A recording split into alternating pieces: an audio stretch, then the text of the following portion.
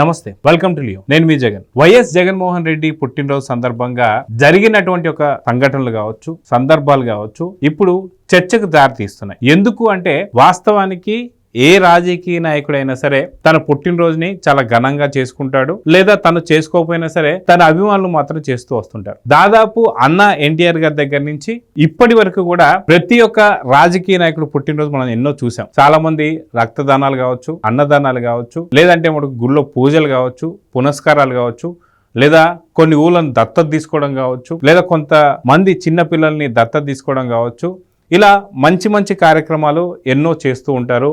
ఇవన్నీ కూడా మనం చూస్తూ ఉంటాం.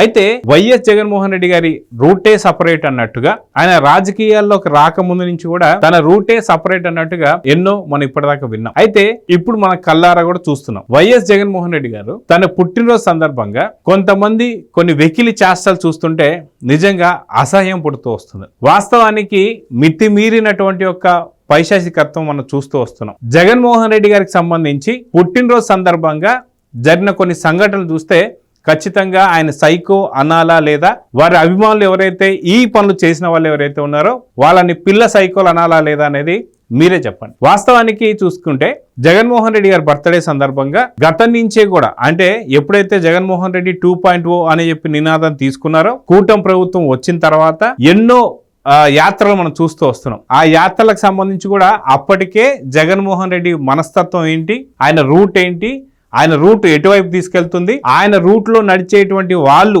అభిమానులు కావచ్చు, కార్యకర్తలు కావచ్చు, ఎలాంటి వాళ్ళు ఉండాలి అనేది మనకు మొదటే అర్థమైపోయింది. కానీ ఇప్పుడు అది ముదిరిందని చెప్పి అనుకోవచ్చు. అయితే మొట్టమొదటిగా మనం చూసుకుంటే ఢిల్లీలో ఏదైతే 32 లేదా 36 అన్నట్టుగా ఆయనకు కూడా క్లారిటీ లేనటువంటి ఒక హత్యలు జరిగిపోయాయని చెప్పేసి అన్నాడు. సో ఆ హత్యలు ఏంటి అని చెప్పేసి అసెంబ్లీ సాక్షిగాను, పార్లమెంట్ సాక్షిగా కూడా అడిగితే ఇప్పటిదాకా దానికి సమాధానం లేదు. దాని తర్వాత మనం చూసుకుంటే వినుకొండకు సంబంధించి 2 రౌడీ షీటర్లు గంజాయి మత్తులో కొట్టుకొని చనిపోతే రౌడీ షీటర్ని వెళ్లి పరామర్శించాడు. రషీద్ హత్య గాయించినప్పుడు వినుకొండకి వెళ్ళాడు. సో ఎవరికి మద్దతు ఇవ్వబోతున్నాడు? రౌడీలక. సో అదే ఆయన రూటా? ఆ రూట్ లో నిజంగా ఇప్పుడు వైసీపీ కార్యకర్తలు వెళ్తున్నారా? నిజంగా ఆయనకు సపోర్ట్ చేసిన వాళ్ళందరూ కూడా రౌడీలు అని చెప్పి అనుకోవాలా? సో ఇది తీసి పక్కన పెడితే తెనాలికి సంబంధించి జాన్ విక్టర్ అనేటువంటి ఒక కుర్రవాడిని కలుస్తానికి వెళ్ళాడు వైఎస్ జగన్మోహన్ రెడ్డి. ఎందుకు అంటే తెనాలికి సంబంధించి ఒక ప్రాంతంలో, ఐతానగర్ అనే ప్రాంతంలో చిరంజీవి ఎవరైతే కానిస్టేబుల్ ఉన్నారో ఆయన్ని హత్యాయత్నం చేయబోయినటువంటి ఒక గంజాయి మూకలు ఎవరైతే ఉన్నారో ఆయన్ని కత్తితో పొడిచి చంపాలని చెప్పి ప్రయత్నించినటువంటి వాళ్ళు ఎవరైతే ఉన్నారో వాళ్ళని నిజంగా అక్కడున్న సమాజంలో కొంత భయం భక్తులు అయితే క్రియేట్ చేయాలని చెప్పేసి కూటమి ప్రభుత్వం తలిచింది. కాబట్టి పోలీసులు ఆ యొక్క మూకని తీసుకొచ్చి కాళ్ళ పైన లాఠీతో ట్రీట్మెంట్ ఇస్తే, ఆ ట్రీట్మెంట్ ఇచ్చి, అంటే ఎవరైతే ఒక కానిస్టేబుల్ ని హత్య చేయాలని చెప్పి అనుకున్న ముఠా ఎవరైతే ఉన్నారో జాన్ విక్టర్ ని వెళ్ళి పరామర్శించడం జరిగింది. ఎప్పుడు? తెనాలికి సంబంధించిన టూర్ లో వైఎస్ జగన్మోహన్ రెడ్డి. వాస్తవం చెప్పాలంటే అది 2019-24 దాకా జాన్ విక్టర్ పైన కేసులు నమోదు చేసింది కూడా మళ్ళీ వైసీపీ ప్రభుత్వమే. కానీ ఇప్పుడు ఎవరో ఒకరు సపోర్ట్ చేయాలి కాబట్టి, అదిగాక గంజాయి మూకలే తనకు అండగా ఉన్నాయని చెప్పి చెప్పడానిక. అంటే తెనాలి టూర్కి వెళ్ళాడంటే జగన్మోహన్ రెడ్డి ఆయన రూట్ ఏదైతే ఉందో ఆ రూట్ అంతా కూడా గంజాయికి సంబంధించినటువంటి ఒక బానిసలుగా ఉండేటువంటి వాళ్ళ రూటేనా? నిజంగా వైసీపీ కార్యకర్తలు కావచ్చు, లేదా వైసీపీకి సపోర్ట్ చేసే వాళ్ళు ఎవరైతే ఉన్నారో వారందరూ కూడా గంజాయి మూకల్లాగా చూడాలా? వాళ్ళలో కూడా చాలా మంచి వాళ్ళు ఉన్నారు. కానీ జగన్మోహన్ రెడ్డి తీసుకున్నటువంటి ఒక నిర్ణయాలు మాత్రం రౌడీలకి, గంజాయి మూకలకి కంప్లీట్ గా ఆయన దారి తీసినట్టుగా ఉంది. తర్వాత మనం చూసుకుంటే పిన్నెల్లి రామకృష్ణారెడ్డి గారు వచ్చేసరికి ఏదైతే పాల్వాయి గేట్ దగ్గర ఉన్నటువంటి ఒక పోలింగ్ బూత్ లో అక్కడ ఈవీఎం తీసుకొచ్చేసి అందరి ముందే కళ్ళ ముందు పగలగొడితే సీసీ కెమెరాల్లో ఆ యొక్క రికార్డ్ అయితే ఈసీ ఏదైతే ఎలక్షన్ కమిషన్ ఉందో ఆ ఎలక్షన్ కమిషన్ ఈ యొక్క వీడియోని తీసుకొని సుమోటోగా కేసు పెట్టి నమోదు చేస్తే ఆయన జైల్లో ఉంటే ఆయన్ని హెలికాప్టర్లో వెళ్ళి మరి దాదాపు 25 లక్షలు ఖర్చు పెట్టుకొని హెలికాప్టర్లో వెళ్ళి మరి వైఎస్ జగన్మోహన్ రెడ్డి గారు పరామర్శించారు. అంటే ఎవరైతే ఎలక్షన్ కమిషన్ ని వ్యతిరేకించిన వాళ్ళు కావచ్చు, లేదా ప్రజాస్వామ్యాన్ని పూర్తిగా దిగజార్చినటువంటి ఒక వ్యక్తులు కావచ్చు, లేదా ప్రజాస్వామ్యంపై అసలు ఎటువంటి గౌరవం కానీ అభిమానం కానీ లేనటువంటి వాళ్ళు కావచ్చు, ఈవీఎం బ్యాలెట్లు బద్దలు కొట్టిన వాళ్ళు కావచ్చు, వాళ్ళకు సపోర్ట్ చేస్తున్నారు వైఎస్ జగన్మోహన్ రెడ్డి. ఆయన కూడా చెప్పాడు, అవును పిన్నెల రామకృష్ణారెడ్డి ఈవీఎం బాక్స్ బద్దలు కొట్టాడు. సో ఖచ్చితంగా వైసీపీకి సంబంధించిన కార్యకర్తలంతా కూడా ఎలక్షన్ కమిషన్ కావచ్చు, ప్రజాస్వామ్యంపై ఎటువంటి ప్రేమ గౌరవం లేని వాళ్ళని చెప్పి అనుకోవాలా. సో ఆ రకంగా చూసుకుంటూ వెళ్తే గుంటూరు మిర్చి యార్డ్కి వెళ్ళి అక్కడి నుంచి 14 టిక్కీలు ఎత్తుకుపోయారు. దీని మీద ఒక కంప్లైంట్ కూడా రైజ్ అయింది. వాస్తవానికి వైసీపీ కార్యకర్తలు ఎవరైతే ఉన్నారో వాళ్ళందరినీ కూడా దొంగననాలా, వాళ్ళలో కూడా చాలా మంచి వాళ్ళు ఉన్నారు. కానీ ఇప్పుడు ఇలాంటి వాళ్ళ వల్ల లేదా వైఎస్ జగన్మోహన్ రెడ్డి గారి తీరు వల్ల మిగతా వాళ్ళందరూ కూడా పేరు వస్తుంది. సో ఇదంతా తీసి పక్కన పెడితే జగన్మోహన్ రెడ్డి గారు చేసిన అరాచకాలు కావచ్చు, అవినీతి కావచ్చు, తల్లిపైన కేసు పెట్టడం ఏదైతే ఉందో ఎన్సీఎల్టీలో, నిజంగా తల్లిపైన కేసు పెట్టడానికి కూడా మిగతా వైసీపీ కార్యకర్తలు అందరూ కూడా వాళ్ళ తల్లుల పైన లేదా చెల్లిని బయటకు గెంటాలనేటువంటి ఒక కార్యక్రమం తీసుకోవాలా.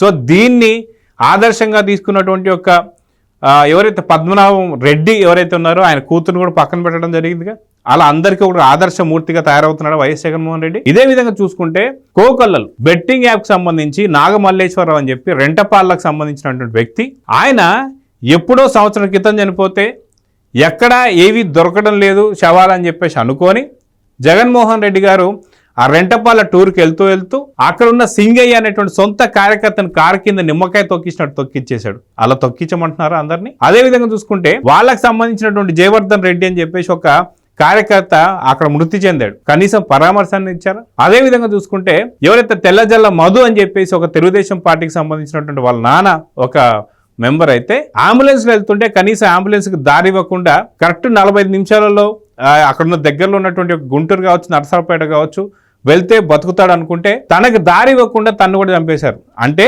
మీరు అంబులెన్స్లకు కూడా దారి ఇవ్వకుండా మనుషులను తొక్కేసుకుంటూ వెళ్ళిపోవాలని చెప్పి చూస్తున్నారా? అంటే వైసీపీ కార్యకర్తలంతా కూడా జగన్మోహన్ రెడ్డి సపరేట్ రూట్లో ప్రయాణిస్తున్నాడని చెప్పి అనుకోవాలా. వాళ్ళలో కూడా చాలా మంచి వాళ్ళు ఉన్నారు. అదే విధంగా చూసుకుంటే ఎన్నో ఎన్నో ఎన్నో ఎన్నో ఎన్నో చెప్పుకుంటూ పోవచ్చు. ఇప్పుడు ఇదంతా ముదిరి పూర్తిగా ఏమంటారు తొండ ముదిరి ఊసరవల్లి అయిందని చెప్పేసి అన్నట్టు జగన్మోహన్ రెడ్డి గారి యొక్క పైచాచికత్వం ఏదైతే ఉందో అది పూర్తిగా ముదిరి పూర్తిగా సైకోగా మారిన జగన్మోహన్ రెడ్డి అని చెప్పేసి అనాలా. ఆఖరిగా చూసుకుంటే పూర్తిగా ముదిరినటువంటి ఒక వైఎస్ జగన్మోహన్ రెడ్డి గారు ఆయన పుట్టినరోజు సందర్భంగా తన సైకో ఎవరైతే ఉంటారో కార్యకర్తలు కావచ్చు, అభిమానులు కావచ్చు, సౌండ్ సిస్టమ్లు కావచ్చు, మిగతా ఇంకేమైనా కావచ్చు అన్ని పెట్టిన తర్వాత అక్కడ ఉన్నటువంటి ఒక బాణసంచా కాలుస్తుంటే ఒక గర్భిణీ స్త్రీ, అంటే 7 నెలలు నిండినటువంటి ఒక గర్భిణీ స్త్రీ వచ్చి, అన్నా ఇక్కడ కాల్చకండి, నాకు బాగా ఇబ్బందిగా ఉంది, నిండు నెలలు నిండాయన్నా, ఇక్కడ కాల్చకుండా కొంత అవతలికి వెళ్ళి కాల్చండి అని చెప్పేసి అన్నప్పుడు ఆ గంజాయి మూకలు వచ్చి గర్భిణీ స్త్రీని తంతాయా?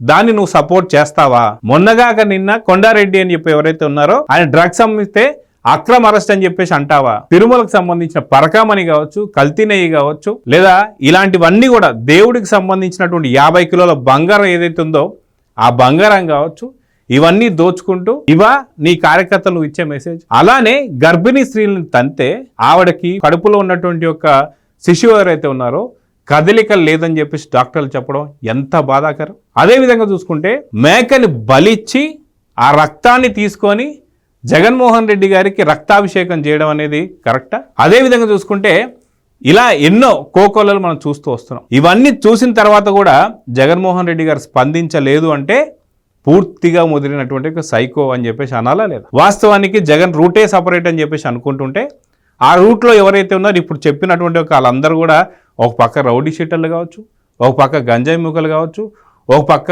సైకోలు కావచ్చు, మరో పక్క రౌడీలు కావచ్చు, మరో పక్క ప్రజాస్వామ్యంపై ఎటువంటి యొక్క గౌరవం లేని వ్యక్తులు కావచ్చు, వీరందరూ కూడా ఒకే పార్టీలో ఉన్నారంటే ఆ పార్టీ దేన్ని అనాలి? వైసీపీ పార్టీ అని చెప్పేసి అనాలా? దాంట్లో ఇంకా మంచి వ్యక్తులు ఎవరు ఉన్నారా లేదా అంటే ఏం చెప్తారు? సో వాస్తవానికి ఇవన్నీ చూసిన తర్వాత నిజంగా జగన్మోహన్ రెడ్డికి సంబంధించి పూర్తిగా ముద్రాడా లేదా అనేది కామెంట్ రూపంలో తెలియజేయండి. నమస్తే. Please subscribe to Leo news for more videos.